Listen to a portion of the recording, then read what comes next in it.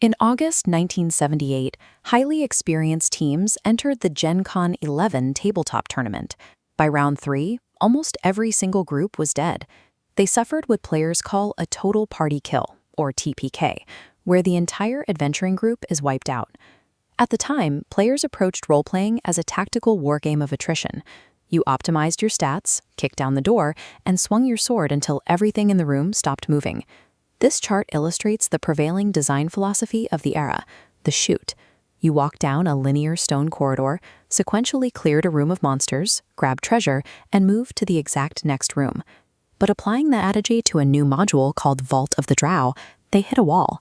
Instead of isolated monsters waiting to be attacked, they ran blindly into highly organized, intelligent military patrols that slaughtered them. The creator of the game, Gary Gygax, designed this massive mortality rate on purpose. He built a brutal correction mechanism to punish mindless aggression. The tournament massacre proved that the game was evolving. Surviving required players to put away their swords, negotiate, and actually think their way through a living world.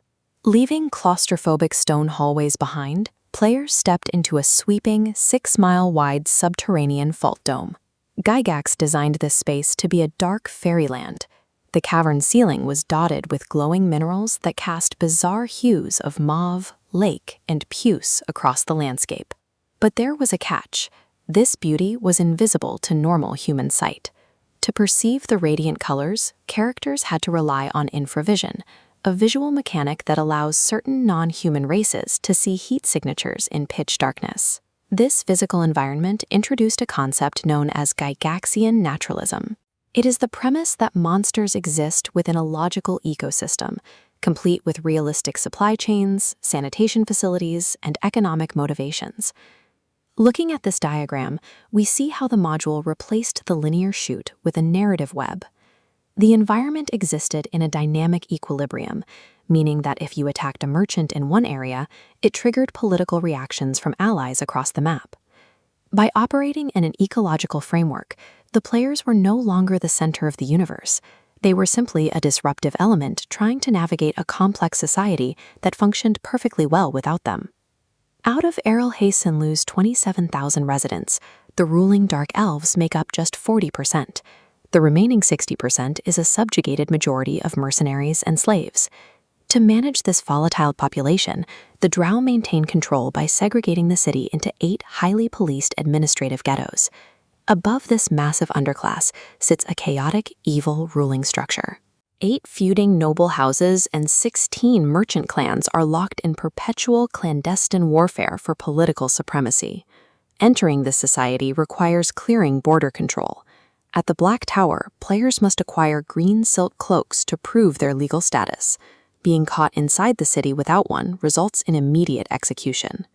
Acquiring specific items, like heavy black Drow medallions, grants players diplomatic passports. The module actively rewards disguise, encourages clever document forgery, and deep social infiltration, making open combat a terrible option. During playtesting, Gygax inserted a character named Nylanum. He was designed to offer peaceful solutions and safe passage if players simply talk to him. But because of their combat conditioning, the early playtesters universally ignored or preemptively attacked him.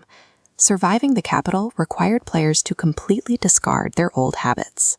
To win, they had to stop treating the world as hit points to deplete and start manipulating the city's massive racial tensions and political rivalries.